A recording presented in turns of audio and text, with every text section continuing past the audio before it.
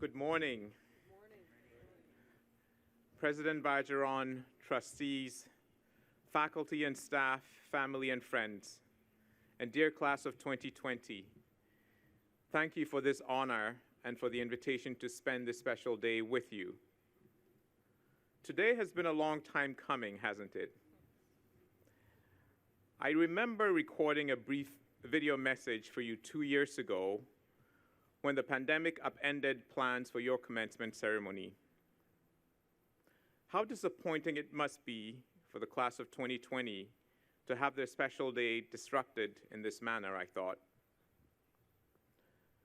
But as predicted in the poem by Judy Brown that I shared with you, here we are, past the trough, with land once again in sight. Congratulations, once again, to your families and to the Connecticut College community for making this moment possible. Many of you now are going forward in life, I'm sure. But do you remember the first day you set foot on this beautiful campus? I bet you do. And I bet that despite the time between then and now, it seems like not too long ago. I too remember my very first day in college when I arrived in the United States from Ghana on a scholarship and with $50 in my pocket. I remember taking a 20-minute taxi ride from Philadelphia Airport to Swarthmore College, a ride that cost $20, $1 a minute. And I'll admit a moment of anxiety when I realized that I may have come to America with 50 minutes of cash. But as I stepped into my dormitory with the remaining $30, I mostly felt on top of the world. I felt that way because of the opportunities that I knew college would open to me. I loved the beauty of the campus and its people. I looked forward to new friendships. I looked forward to studying engineering. And I looked forward to a wonderful 4 years in college, enabled by the kindness of donors whose gifts had made possible for a young man from Ghana access to a Swarthmore education. Well, approximately 16 and a half years after my first day at Swarthmore, 30 pioneering students enrolled at a new college in Ghana that I established, modeled in part on my college experience. Today, Ashesi University, as it's called, operates on a beautiful campus overlooking Ghana's capital city of Accra and enrolls approximately 1,300 students, the same size as Swarthmore's student body when I was there.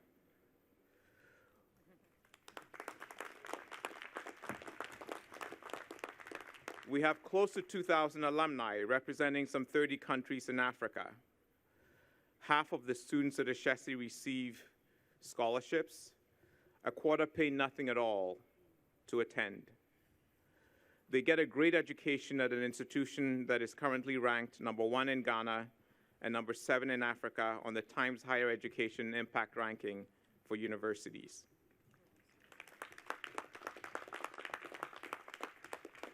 And when our students graduate, they launch into rewarding careers and a chance to change the world, just like you, class of 2020.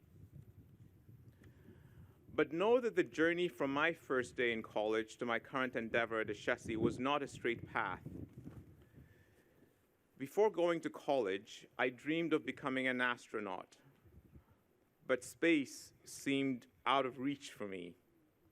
Back then, only a very small group of US and Soviet citizens qualified for that endeavor. So when I applied to college, I decided to study engineering, to be an engineer. My first job after college was at Microsoft Corporation developing software, not the hardware focus I started with college. Along the way, I became fixated on the idea of contributing towards an African transformation, and I prepared to change my career trajectory once again. That was not an easy moment. The event that triggered my angst was the birth of my son. With his birth, Africa's future took a whole new meaning for me. It seemed to me that the state of the African continent would have a profound impact on the future happiness of all people of African descent, whether they lived in Africa or not. And it also seemed to me that the people like me who had had such great opportunities should be part of making the change we needed to see in Africa. So what would you do if you were me? I did not have the resources of Bill Gates, nor was I the president of a country. How would you decide a path towards achieving the goal of transforming a continent? My challenge was to determine a meaningful first step that I could make towards this larger goal. At first, I considered starting a technology company in Ghana. I began speaking to family and friends, but the problems people shared with me seemed to call for more than technological solutions. More fundamentally, people were frustrated that those who were in positions to solve problems often contributed towards them by acting ineffectively or worse, unethically. So I asked the question, where did those in positions of influence, the country's leaders, come from? And why do they behave the way they do? The answer I came to was that most people in positions of influence in Ghana were among the 5% of their peers who got a post-secondary education. They came from our colleges and universities. And so I decided to engage with that cohort. I proposed to set up a university that would be intentional about educating future African leaders who were deeply ethical, who were committed to the common good, who expect problems to be solved, and who possessed the skills and the courage to solve those problems. I hope that this new university might set an example that others would follow. I got my wife's permission to leave Microsoft to begin the journey towards starting a chassis. She said yes, and then I stalled. You see, the idea of starting a new university seemed too big. I hesitated for more than a year because I was just plain scared. Now, many of you have heard the saying, a journey of 1,000 miles begins with one step. What many often do not know, however, is the full proverb by Chinese philosopher Lao Tzu. Do the big things while they're small, and do the difficult things while they're easy. A journey of 1,000 miles must begin with one step. My decision to leave Microsoft for Ghana was a difficult one when considered in isolation. However, compared to the size of the problem I was trying to commit myself to, it was smaller, easier. It was only the first step in a journey of 1,000 miles. Long journeys involve many such moments. When I eventually moved to Ghana, I had to continue to take many more small steps. For example, the goal of raising funding to build our university's campus encountered a setback much sooner than I could have expected. On the day I was scheduled to meet with one prospective funder in 2001, the United States suffered a major tragedy on 9/11, and we spent that whole meeting talking about that. Very few people wanted to talk about building a school in Ghana, much less talk to the 36-year-old founder who thought it could be transformative. And so what did I do? I took another step. I once again got my wife's permission to donate a significant portion of our savings towards renting a small home, a small building in Accra to start the university, purchasing equipment, funding our first scholarships. A few close friends, family, and former colleagues also added their resources to the pool, and eventually, we would find the first 30 students willing to take their own first steps with us. Together, we took many, many small steps. In 2009, 7 years after we took the first step of starting in a rented building, Ashesi did eventually raise enough funding to start construction for a permanent campus. And one thing about the year 2009, we executed that funding campaign during a global financial crisis. We moved to Ashesi's permanent campus in 2011, and over the next decade, it has more than doubled in size. Over that time, the university has raised more than $150 million towards strengthening higher education outcomes in Africa and to transforming the lives of our students, many of whom come from the lowest economic strata of African economies.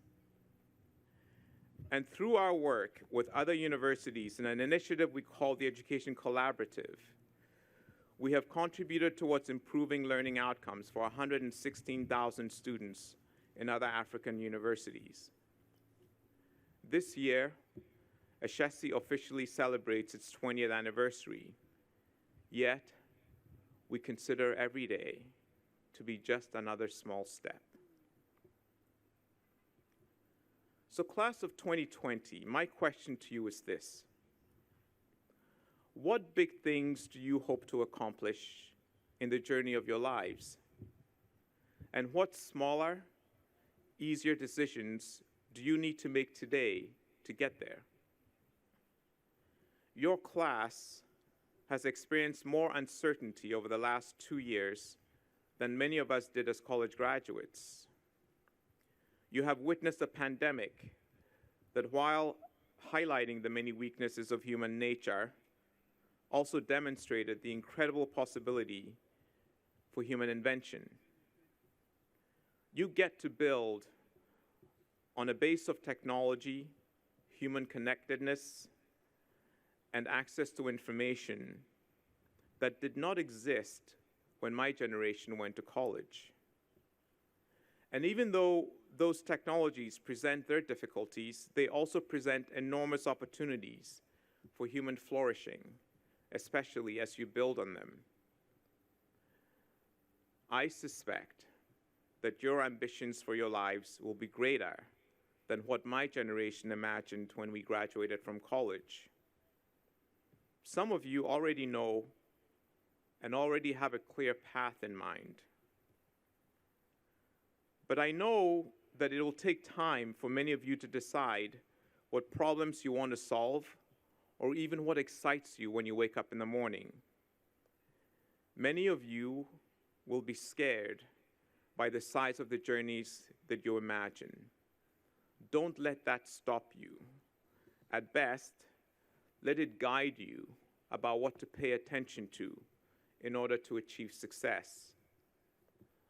Most importantly, I urge you to find that first step and then take it. Class of 2022, know that we have high hopes for you. You are the hope of the world. We trust that you will remain undaunted and that your dreams will endure. Do the big things while they're small, and do the difficult things while they're easy. Thank you, and Godspeed.